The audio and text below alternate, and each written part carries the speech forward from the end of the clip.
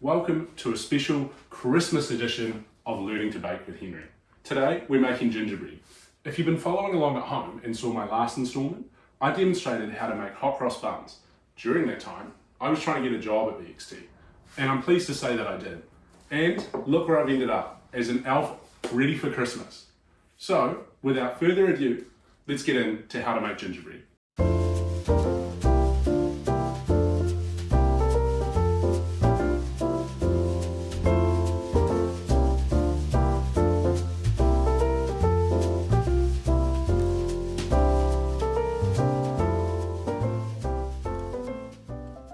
So, the first step is to measure out and combine all of the dry ingredients and place them into a bowl. For our purposes, sugar is not a dry ingredient.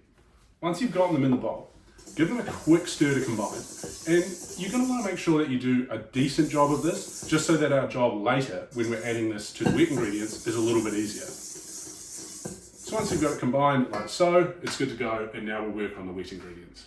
So, I've combined the butter and the sugar in the bowl here, and we're going to put it in the stand mixer, and we're going to cream them together. This will take about 2 minutes on high. If you don't have a stand mixer, you can use an electric hand beater, and worst case scenario, you can do this by hand, although the end result won't be quite as good. So now I'm going to pop it in the stand mixer, and I'll show you what the end result looks like. So I just wanted to show you what the butter and the sugar look like once they're creamed together. You can see that the sugar has taken on a much lighter colour now, and it's a lot more creamy than when we began. So this is now ready, and we can move on to the next step. So, once you've got the sugar and butter creamed, you're going to add 1 egg and 2 teaspoons of vanilla extract to the bowl, and then we're going to put that back in the stand mixer and mix on a medium speed for about 30 seconds or just until well combined. Now that the egg and vanilla are combined, we're going to add the molasses and then just beat it on the lower speed just to get it combined, and then we'll begin adding the dry ingredients. So, now we're going to begin adding the dry ingredients to the wet.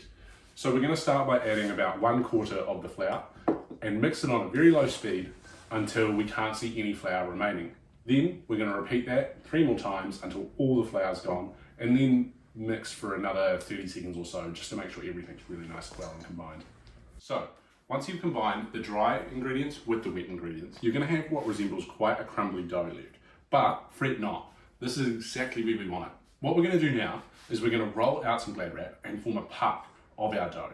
And then we're going to wrap this up tightly and put it in the fridge for about 2 hours to let it chill and firm up before we roll it out and cut our gingerbread. So now that we've got our puck formed and wrapped very tightly, we're going to put it in the fridge and we're going to let this firm up for about 2 hours, and then we're going to shape and cut it. So while our dough is firming up in the fridge, it's a great opportunity to make our icing. In the bowl, I've combined the egg whites, icing sugar and glucose syrup. I'm going to add them into the stand mixer and beat on a medium to high speed until well combined. Then we're going to split them up and add food dyes so they're ready to go in our piping bags once the cookies are ready to be iced. So now that our icing is whipped up, I've separated about half of it into this pitcher where I'm going to add a bit of green food dye to add a bit of colour to the icing. You could do this as many times as you want, or you could not do it at all. It's just for aesthetics, but I've decided to do it. Now, the next step, right before the gingerbread is ready to come out of the fridge, and you can tell it's ready by it being quite firm but still malleable, is to lightly flour a piece of parchment paper. Then we're going to cut the gingerbread in half, put 1/2 back in the fridge wrapped up in plastic, then put our remaining half on top of the baking paper and begin to roll it out. So now that half of our gingerbread dough is in between 2 sheets of parchment paper, we can begin rolling it out. It doesn't need to be rolled out into a particular shape, just thin enough such that we can cut it and move them onto a sheet tray ready to go in the oven. We're looking for about 1/4 inch, but I wouldn't worry about it too much. Just try and get it as nice and thin as possible, and most importantly, even.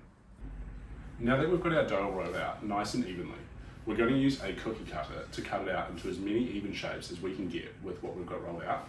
Don't worry if there's a lot of excess, because we can re-roll that out and cut more from that. We're aiming to get about 8 to 6 gingerbread people per tray, depending on the size of your tray.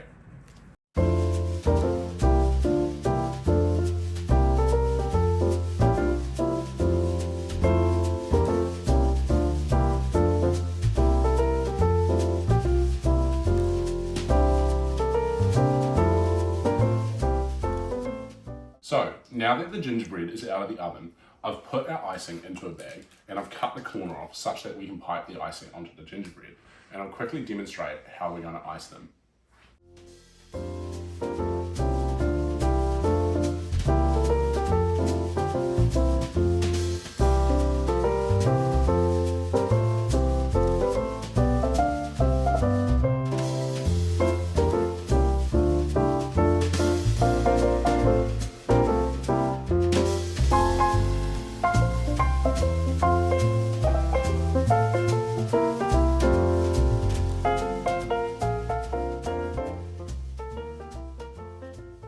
Simply repeat the icing steps on all your remaining gingerbread, and then you've got a completed batch of gingerbread men.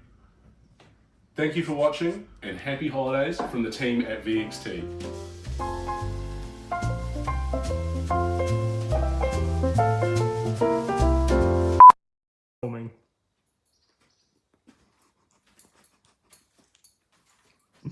Talk about a walk of shame. I just don't know what to say. Hooray!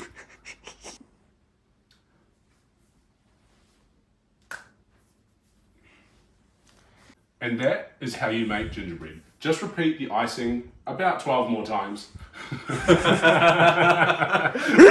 gonna do that.